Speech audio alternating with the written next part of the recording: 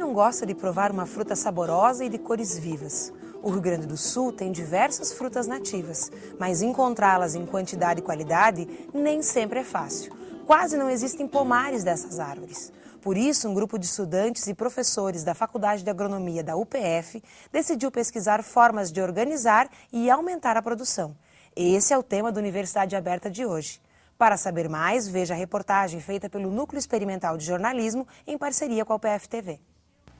O Rio Grande do Sul possui uma diversidade frutífera muito grande. Entre as espécies mais conhecidas e apreciadas estão o araçá, a pitanga, jabuticaba e a cereja. Mas a dificuldade de encontrá-las é cada vez maior. As frutíferas nativas do sul do Brasil possuem um grande potencial de exploração natural e industrial, mas praticamente não existem pomares comerciais destas espécies. Um projeto desenvolvido na Faculdade de Agronomia da UPF tem como objetivo localizar e resgatar exemplares dessas frutíferas. As fruteiras nativas, elas são exploradas basicamente por extrativismo, uso doméstico ou então coletas. Vamos assim exemplificar o caso das jabuticabeiras, né? Nós não temos no sul, no Rio Grande do Sul, pomares comerciais de jabuticaba. O que nós temos são matas de ocorrência de jabuticabeiras, onde as pessoas coletam esses frutos e vendem de uma forma bastante, vamos dizer assim, desorganizada, né?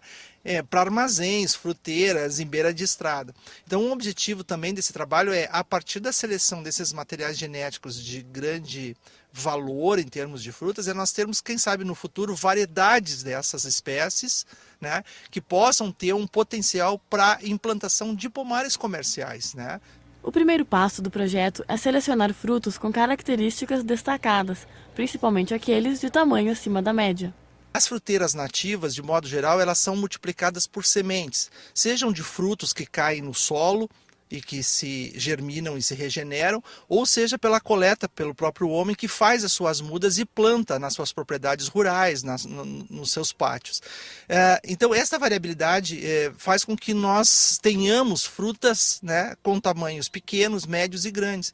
E é justamente esse o objetivo do trabalho, tentar selecionar essas fruteiras, material genético com boa característica em termos também comerciais.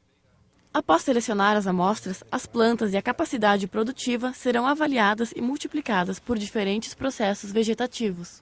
Então, num primeiro momento do projeto, é feita a identificação e a seleção de genótipos com características superiores, né? E em seguida, então, esse material é trazido para esse ambiente, uma estufa de nebulização intermitente. O material que é trazido são segmentos de ramos, né? E onde a gente procura testar diferentes métodos de propagação vegetativa, né? Então, uma das formas de nós garantirmos as características dessas plantas matrizes é através de um processo que não seja uma propagação sexuada, ou seja, por semente. É uma propagação que nós chamamos assexuada ou vegetativa. E duas técnicas gerais são importantes, que é a estaquia, que é basicamente a utilização de segmentos de ramos que nós colocamos em um ambiente apropriado para forçar o enraizamento, que posteriormente nós vamos ver, e também os processos bem conhecidos da maioria, que é o processo de enxertia. Então essa é a ideia, selecionar, resgatar este material, caracterizar no campo e depois tentar a multiplicação por esses processos que fazem com que nós tenhamos a garantia da manutenção das características das plantas de onde foram retirados esses frutos. O trabalho está ainda no começo, mas quem sabe, ao final do projeto, será mais fácil encontrar frutas melhores, mais bonitas e saborosas. Como vimos na reportagem, muitas dessas árvores frutíferas estão no meio das matas. Nem todo mundo sabe que existem e pouca gente vai até lá buscar algumas frutas. Mas quem vai descobre verdadeiras delícias e um alimento muito nutritivo. Para falar sobre esse assunto, estão conosco o professor doutor Alexandre Augusto Ninoff e o aluno Lucas Herbielli. Professor, a gente falou no vídeo em plantas nativas e silvestres, né? O que são frutas nativas e por que silvestres? Bem, as frutas nativas são aquelas, as plantas nativas, na verdade, são aquelas de ocorrência natural numa região, né? Normalmente a gente diz que as fruteiras são nativas de um país, né, do Brasil.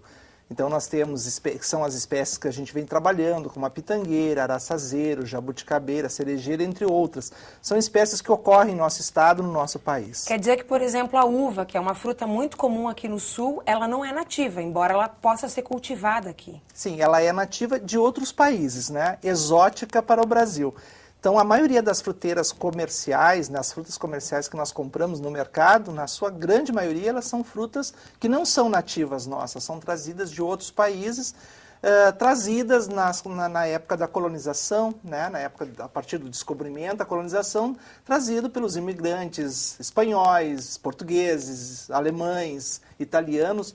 E um exemplo, acho, clássico disso é por que a região da Serra Gaúcha é a região produtora de uva. Porque lá se estabeleceram os italianos, né, que são hoje os maiores produtores e consumidores de uva, né? Faz parte da cultura. Essa alta produtividade, ela tem a ver com o nosso clima, em que tu comentaste comigo que o Brasil está em terceiro lugar em termos de produtividade no mundo todo. Em termos de produção, eu não diria produtividade, porque a produtividade seria a produção por área. Isso nós podemos crescer, temos exemplos muito bons de produtividade, mas somos realmente o terceiro maior produtor mundial de frutas, apenas superado pela China e pela Índia, né? E depois seguido por quarto lugar os Estados Unidos. Então o importante é que o Brasil está se transformando, além de um país grande produtor, é também um país grande exportador de frutas, né? Levando em conta, né, Viana, que a produção nossa é muito direcionada para o mercado interno. Somos 200 milhões de habitantes, né? Então isso é uma população consumidora que não é qualquer país no mundo que tem. Então o foco brasileiro tem que ser realmente muito grande no mercado interno. Uma vez nós íamos no mercado, há alguns anos atrás, e nós tínhamos as chamadas frutas da estação. Então, nós tínhamos algumas frutas ofertadas e outras que não eram ofertadas. Hoje em dia, a gente vai no mercado e encontra de tudo. Essas frutas que são cultivadas fora da chamada estação, né, elas têm mais produtos químicos, elas passam por algum processo para enriquecer e preservar a fruta. Como é que isso funciona? Na verdade, o Brasil é muito grande, né? Nós temos climas desde o tropical, né? E as fruteiras também são divididas em clima tropical, subtropical e temperado. Então, o sul do Brasil predomina a produção das fruteiras de clima frio. E na metade, região sudeste, nordeste, norte do Brasil, centro-oeste, as fruteiras de clima quente, de clima tropical. Então, nessas regiões onde a temperatura não é um fator limitante, onde o fator mais limitante é a água, e havendo água, nós temos condições de produzir por muito mais tempo. Então, na verdade, ela é fora de época em relação ao Rio Grande do Sul, mas não é em relação à região onde ela é produzida, né? Então, ela é realmente, na sua distribuição, chega ao Rio Grande do Sul, por exemplo, uma goiaba, né, é uma fruteira de clima tropical que nós produzimos aqui no Rio Grande do Sul, mas em função das baixas temperaturas, existe um período de produção de goiaba, que é o verão, né? Agora, no resto do Brasil, a goiaba ela pode ser produzida em várias épocas, né? E chega para nós aqui no momento que nós não temos goiaba e nós dizemos que é fora de época. Mas não recebeu mais ou menos tratamentos químicos por ser produzido fora de época. Às vezes as pessoas ficam com o mito, né, Lucas? Não vou comprar aquela fruta porque não é época dessa fruta, então ela deve estar cheia de produtos químicos, de conservantes, e isso não é verdade, é um mito. Exatamente. Na verdade, isso depende muito dos aspectos que o professor salientou, né? Por isso também que um dos objetivos da nosso trabalho, né, é verificar, né, essa definição também de épocas de frutificação, né, das espécies, que hoje, como a maioria não tem épocas definidas, né, as ofertas também são irregulares, né, aos consumidores. Por isso que também é um aspecto que acaba dificultando, né, o cultivo comercial e a comercialização, né. Hoje vocês estão trabalhando com 9 frutas nativas. Isso. Existe alguma delas que seja mais comum ou que tenha um valor comercial um pouco mais conhecido, que seja mais conhecida do público? Eu diria que entre as espécies que a gente está trabalhando analisando no trabalho, a jabuticabeira talvez seria a mais conhecida, né? Porque é uma espécie tipicamente brasileira, né? Ocorre em vários centros de diversidade do país, né? Principalmente na região Nordeste, Sudoeste e também aqui no sul do Brasil. É uma espécie também de fácil reconhecimento, né, pelo seu hábito peculiar, né, de frutificar diretamente sobre o tronco e sobre os galhos, né. E também é uma espécie que ainda, dentre as mirtáceas, né, que são uma família que a gente está estudando, né, mais detalhadamente no trabalho, ela tem talvez algum tipo de comercialização mais significativa, mas claro, isso ainda de forma desorganizada, como o professor comentou, né? E talvez também a que tenha mais, seja mais promissora, né, para ser lançada, aí quem sabe se com o fruto do trabalho se consiga materiais promissores, né, para estabelecimento de pomares comerciais, né? Professor, quais são então os objetivos do trabalho? Localizar essas frutas, né? Essas 9 pelo menos, e o que mais? Bom, a ideia é nós selecionarmos dentre essas espécies plantas que produzam frutos com características muito interessantes, né? Especialmente tamanho maior do que a média, de bom sabor, plantas bem produtivas, né? A partir dessa informação de onde estão localizadas essas plantas, que a comunidade pode nos auxiliar, nós vamos lá localizar, fazemos uma identificação dessas plantas, né? Avaliamos períodos de floração, períodos de colheita, e coletamos frutos, fazemos análise para ver com relação à qualidade do fruto. Feito isso, se nos interessa, nós coletamos material para trabalhar a parte de propagação, que não seja através de sementes, porque através de sementes essas plantas vão demorar mais para produzir, e também nós não temos uma garantia de que as características dessas novas mudas sejam idênticas àquela planta de onde eu retirei os frutos. Então nós utilizamos processos que nós chamamos de processos vegetativos, que nós utilizamos parte de um ramo ou então gemas, que são os processos chamados de estaquia ou processos de enxertia.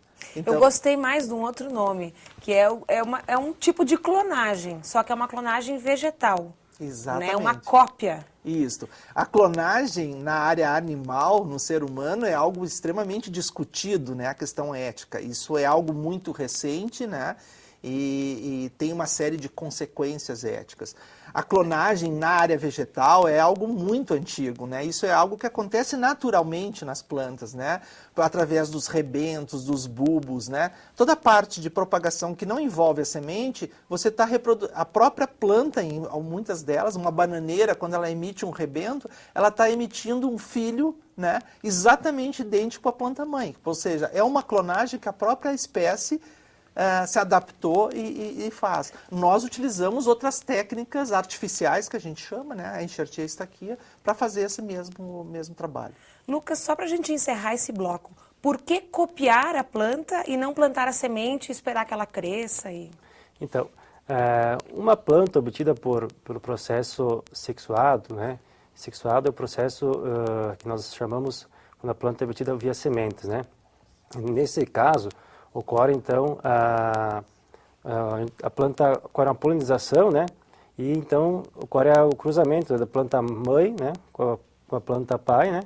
E daí origina indivíduos que podem não ser idênticos, né, aos pais, né, aos progenitores, né? Então isso ocasiona grande variabilidade que já foi comentado. No processo esse de propagação vegetativa, né, destacando-se segmentos desses indivíduos, dessas matrizes, né? Então isso é um processo que garante que a planta que vai ser originada por esse método terá a carga genética da planta matriz, né? Será idêntica.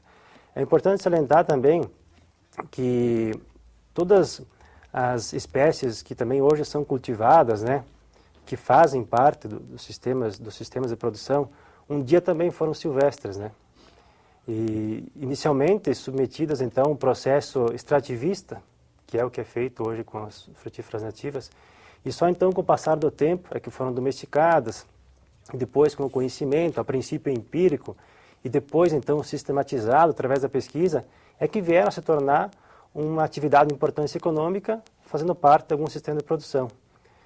No caso de frutíferas, né, a gente tem um exemplo bem interessante que é do mirtilo, né, que é uma frutífera também que tem um valor comercial bem expressivo. ele faz parte da categoria das pequenas frutas, né? Que é uma denominação que é dada a espécies que produzem frutos de tamanho pequeno, geralmente com cor bastante vivas, né? Ricos em vitaminas e substâncias antioxidantes, por isso considerados sinônimos de saúde. E o mirtilo, que no caso é só um exemplo, pois ele não é planta nativa do Brasil, e sim dos Estados Unidos. Ele teve todo o seu processo de melhoramento, né, cultivo, gerado nos últimos 50 anos. Né? E hoje é uma cultura de expressiva importância econômica, né, sendo cultivada já no Brasil, né, em áreas expressivas, em outros países como o Uruguai, né, aqui da América do Sul. Então é um exemplo, né, a ser seguido no caso das frutíferas nativas. Né? Pois tem uma frase também que eu recordo, que sempre dizia o ex-presidente dos Estados Unidos, Thomas Jefferson, né, transcrita por um autor de uns trabalhos que eu li, que dizia assim, que o maior legado que podemos deixar para a humanidade é incorporar uma nova espécie no sistema produtivo. Então, as frutíferas nativas hoje são uma possibilidade, mas futuramente, com certeza, serão uma realidade, né? Tá ok, nós vamos fazer um rápido intervalo e voltamos falando um pouquinho mais sobre as frutas nativas do Rio Grande do Sul, que podem aí nos trazer grandes novidades nos próximos anos. Voltamos já já.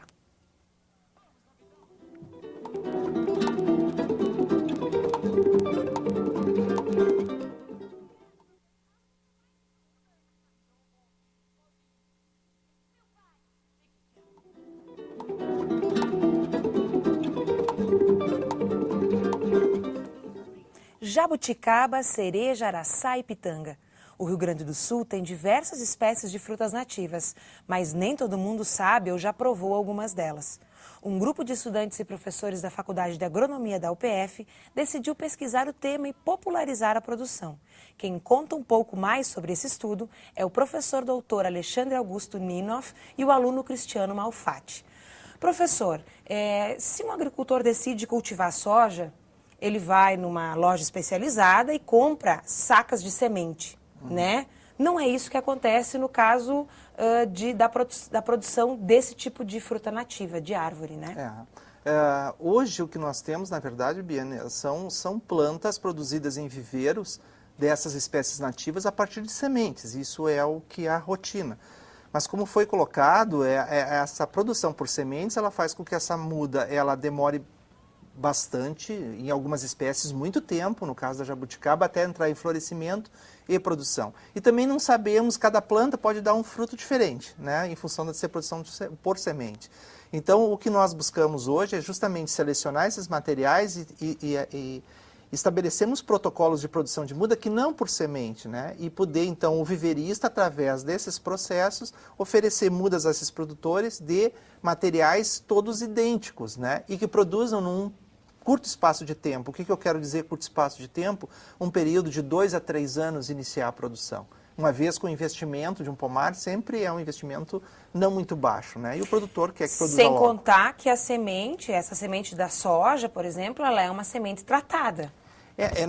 Vamos dizer assim, tratado não é exatamente o processo de melhoramento genético, ele, vamos dizer, um material que é lançado hoje, normalmente é resultado de um cruzamento feito há mais de 10 anos atrás, onde existe todo um processo no melhoramento, né, para conseguirmos fazer com que essa semente tenha a maior uniformidade possível, algo que é muito difícil fazer nas frutíferas, em função do tempo que cada uma dessas plantas por semente levam para voltar a produzir de novo.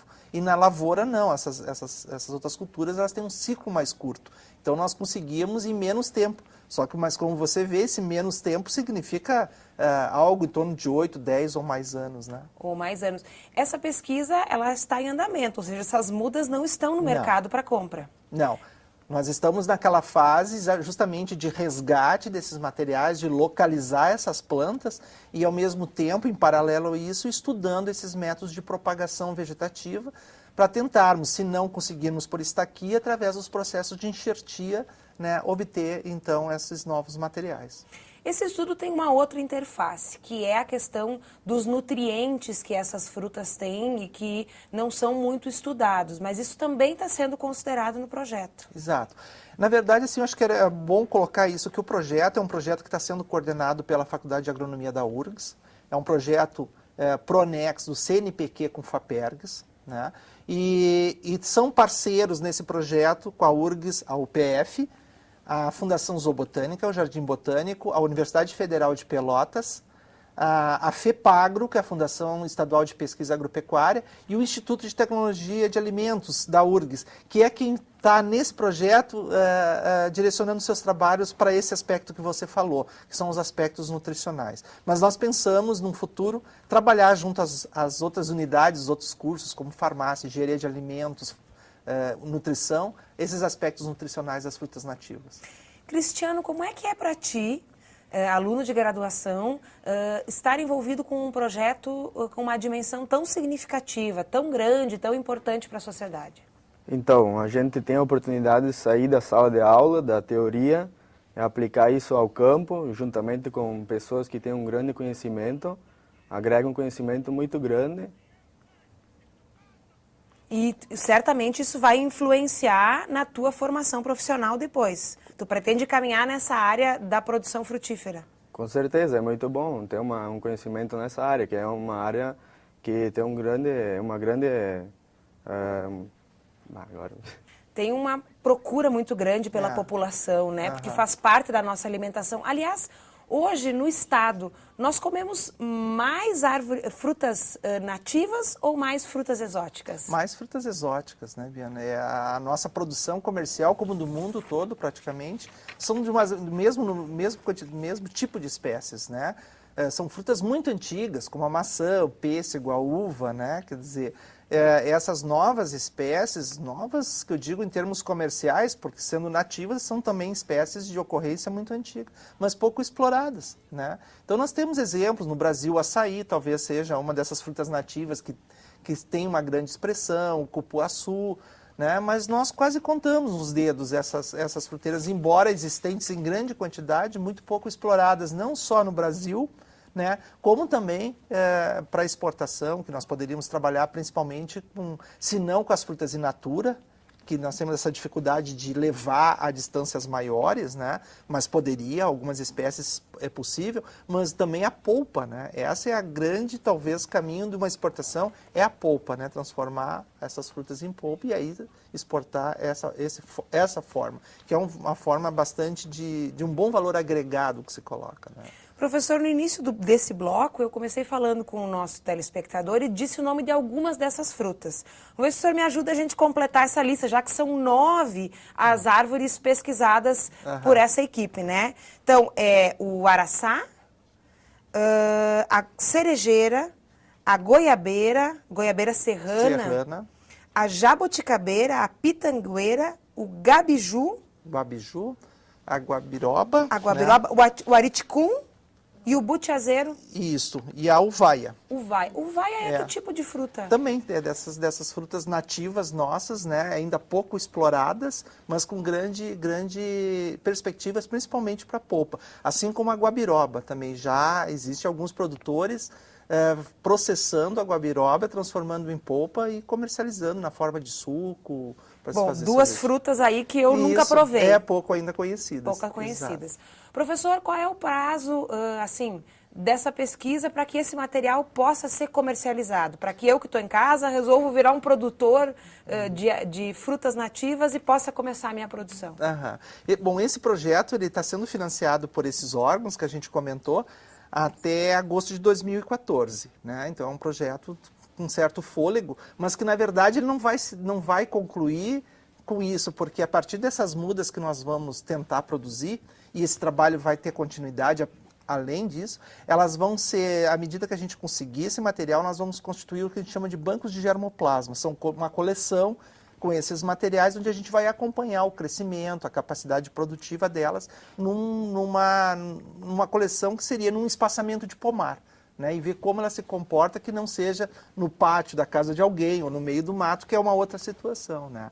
Então esse é um trabalho a médio prazo, vamos dizer assim, não é um trabalho a curto prazo, né? E que nós temos essas outras instituições parceiras que estão trabalhando em conjunto também para esse mesmo objetivo.